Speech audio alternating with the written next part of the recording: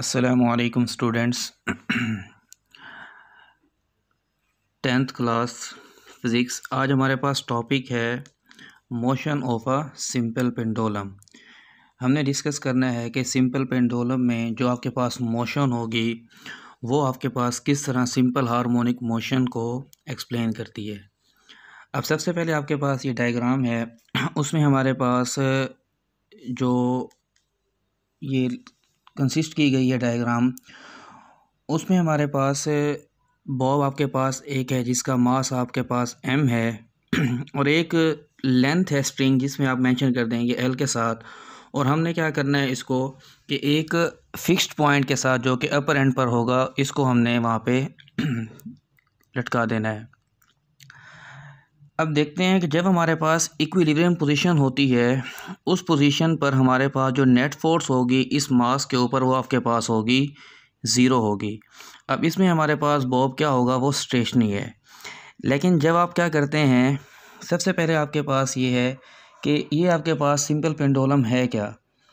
ये आपके पास ऐसा सिस्टम है, a system in which a Bob is suspended from a frictionless fixed support by a light and inextensible string of length L। कि हमने क्या करना है कि एक आपके पास बॉब है उसे हम क्या करेंगे, सस्पेंड करेंगे। वो आपके पास जो स्पोर्ट होगी वो आपके पास मेंशन किया जाएगा कि लेंथ आपके पास L है और उसमें हमारे पास जो स्ट्रिंग होगी वो आपके पास क्या होगी, लाइट होगी और आपके पास इनएक्सटेंसिबल होगी। अब डायग्राम की तरफ जब हम मूव करते हैं तो इसमें हमारे पास दो पोजीशंस हैं। एक आपके पास पोजीशन है जिसको हम नाम देते हैं मीन पोजीशन और एक आपके पास है एक्सट्रीम पोजीशन। अब इन दोनों में हमारे पास चेक करना है कि आपके पास जो मीन पोजीशन है वहाँ आपके पास काइनेटिक एनर्जी क्या होगी, मैक्सिमम होगी, और पोटेंशियल एनर्जी क्या होगी, मिनिमम होगी। अगर हम बात करते हैं एक्सट्रीम पोजीशन पे तो वहाँ हमारे पास जो काइनेटिक एनर्जी है वो मिनिमम होगी और पोटेंशियल एनर्जी क्या होगी, मैक्सिमम होगी। अब देखें सिंपल पेंडुलम के लिए हमारे पास जो रिक्वायरमेंट्स हैं वो सबसे पहले तो आपके पास यही है कि जो बॉब हम यूज़ करेंगे वो आपके पास शुड बी पॉइंट मास होना चाहिए। दूसरा हमारे पास जो स्पोर्ट है वो आपके पास क्या होनी चाहिए, फिक्स्ड होनी चाहिए और क्या हो, फ्रैक्शन लेस हो और रिजिड हो। थर्ड आपके पास है जो हम इसमें स्ट्रिंग यूज़ करेंगे वो भी आपके पास मासलेस हो और इनएक्सटेंसिबल हो। तो उसके बाद आपके पास एक और पॉइंट भी आप इसमें ऐड कर देंगे कि जो आपके पास इसमें अगर आपने सिंपल पेंडुलम को डिस्कस करना होगा तो आपके पास एयर फ्रैक्शन को भी आपके पास निगलेक्ट कर देंगे, कोई इसमें एयर फ्रैक्शन ना हो। अब नेक्स्ट हम चलते हैं कि अगर आपके पास ये मूवमेंट हो रही है बॉडी की, आपके पास जो पॉइंट है या आपके पास बॉब है उसमें हमारे पास दो पॉइंट्स आपके पास मेंशन किए गए हैं। एक आपके पास ओ है, फिर आपके पास नेक्स्ट है बी पॉइंट। अब आपके पास ये जो मेंशन किया जाएगा कि एक्स आपके पास डिस्प्लेसमेंट है, टी आपके पास क्या होगा, टेंशन इन अ स्ट्रिंग, और एल आपके पास वो लेंथ होगी स्ट्रिंग की जो कि हम जिससे इसको क्या करेंगे, सस्पेंड करेंगे। अब हमारे पास इस बॉब के ऊपर दो फोर्सेस एक्ट कर रही हैं। सबसे पहले फर्स्ट आपके पास है उसका वेट जो कि आपके पास क्या होगा, डाउनवर्ड होगा, वो आपके पास वर्टिकली डाउनवर्ड होगा। सेकंड आपके पास है टेंशन जो कि आपके पास क्या होगी, स्ट्रिंग के अंदर होगी, वो आपके पास मेंशन गिवन डायग्राम में आप देख लेंगे कि अब आपके पास ये है कि जो आपके पास वेट है, बेसिकली हमने उसको एज अ फोर्स डिस्कस किया है, उसके आपके पास दो कंपोनेंट्स होंगे। एक आपके पास क्या होगा, एम जी कॉस थीटा, और एक आपके पास है एम जी साइन थीटा। अब आपके पास जो एम जी साइन थीटा या आपके पास एम जी कॉस थीटा, दो आपके पास इसके कंपोनेंट्स हैं। इसमें हमारे पास जो कॉस थीटा वाला कंपोनेंट होगा जो आपके पास अलोंग एक्स एक्सिस होगा उसे हम कैंसिल कर देंगे किसके साथ, जो हमारे पास टेंशन इन स्ट्रिंग होगी विच इज़ इक्वल टू आपके पास है एम जी कॉस थीटा। ये दोनों एक दूसरे को कैंसिल कर देंगे। लेकिन जो हमारे पास अलोंग वाई एक्सिस कंपोनेंट होगा which is equal to M G sine theta, वो आपके पास आ जाएगा, वो आपके पास अलोंग टेंजेंट होगा।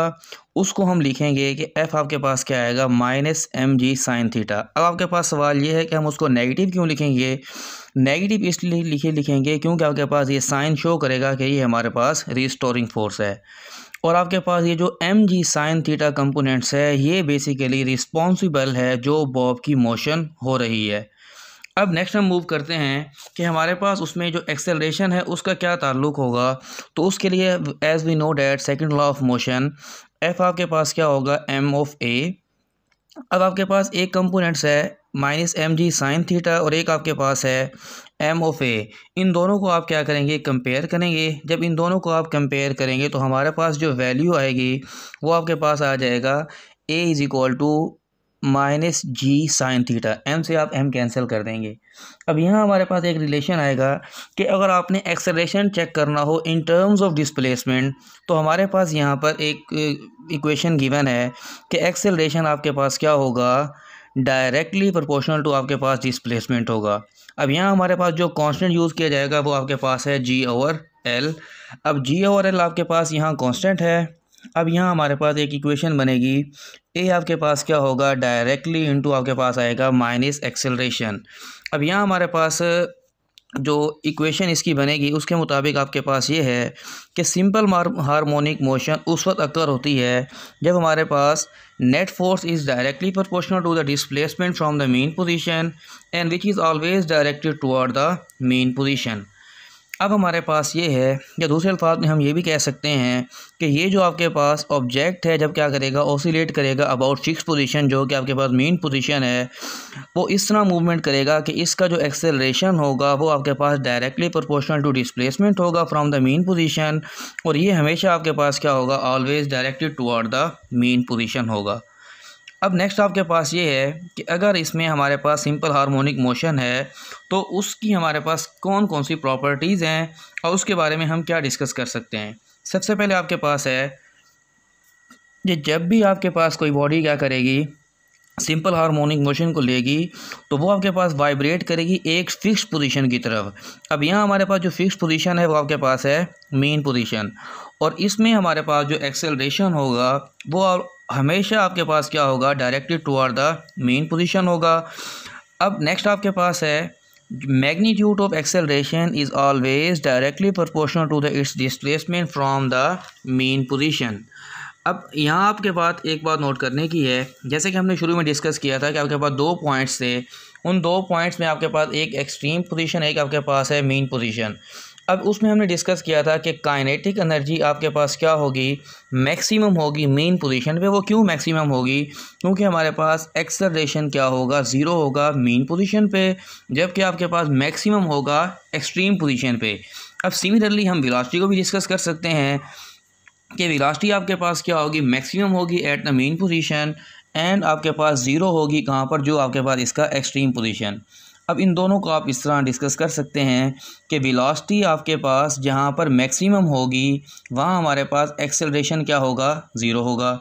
जहाँ हमारे पास वेलोसिटी क्या होगी, ज़ीरो होगी, वहाँ हमारे पास एक्सेलरेशन क्या होगा, मैक्सिमम होगा। नेक्स्ट आपके पास इसकी सिंपल हम डिस्कस करेंगे कि हम किस तरह इसका टाइम पीरियड चेक कर सकते हैं।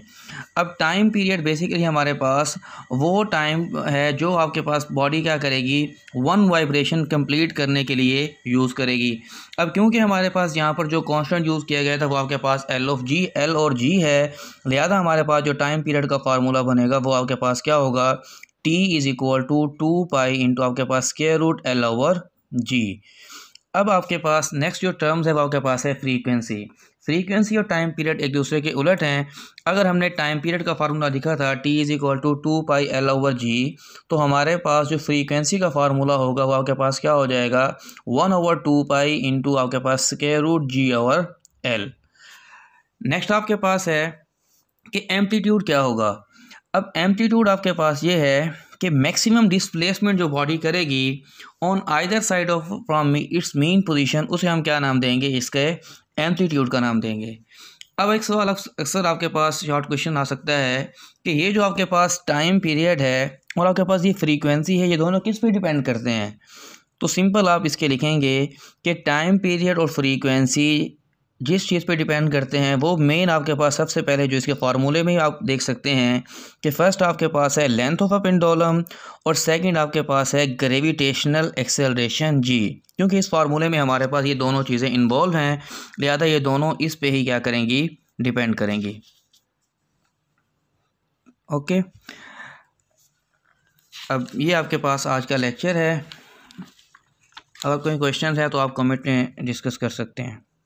ओके, अल्लाह हाफिज़।